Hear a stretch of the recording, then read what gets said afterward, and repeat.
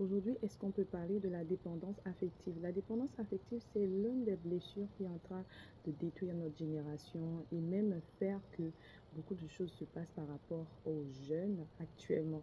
Alors ce matin, vraiment, j'aimerais vous parler de la dépendance affective. Je m'appelle Lauria. Avant de vous présenter le métier de coaching, je peux vous dire que je suis la servante de Dieu. Dans toutes mes vidéos, j'aime bien parler d'un personnage dans la Bible avant vraiment de faire des vidéos pour pouvoir faire comprendre le sens de ma vidéo. Alors, partons. Nous parlons maintenant de l'histoire de Jacob. L'histoire de Jacob, c'est une histoire vraiment qui est passionnante. Comment Jacob a marié deux femmes dans la Bible. Il y avait un monsieur qui s'appelait Laban. Il avait deux fils. C'était vraiment le parent aussi de Jacob. On ne va pas vraiment rentrer dans les détails en gros, mais c'est plutôt pour vous faire comprendre la dépendance avec. Jacob, maintenant, est arrivé chez Laban, qui était son beau-père. Et du coup, Laban avait deux filles. Mais Jacob était tombé amoureux d'une de ses filles qui s'appelait Rachel, parce que Jacob aimait Rachel. Il l'aimait.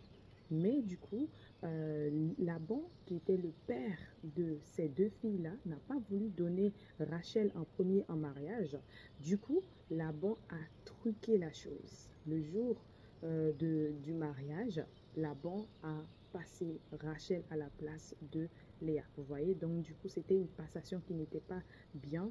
Et lorsque Jacob s'est réveillé le lendemain, la Bible dit que Jacob a vu auprès de lui qu'il y avait une autre personne.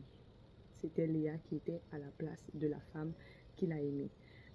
Toi, en tant que femme, comment tu vas te ressentir en voyant cette situation? Je pense que Jacob a dû parler, Jacob a dû gronder, je pense qu'il a fait sortir sa frustration afin que Léa voie cette frustration-là. Et bien du coup, cette femme a été blessée, elle a été humiliée, elle a été rejetée, humiliée, si vous voulez bien. Et du coup, l'histoire a raconté que malgré son humiliation, elle a pu rester dans ce mariage-là. Et elle a porté cette blessure d'humiliation, et c'est sur ça qu'on va appuyer. Elle a porté cette blessure d'humiliation qui a créé cette grande dépendance, ok, dans son cœur qui était déjà là depuis le début dans le livre de la Genèse, puisque la Bible dit que Dieu avait dit à la femme qu'elle sera dépendante de son mari.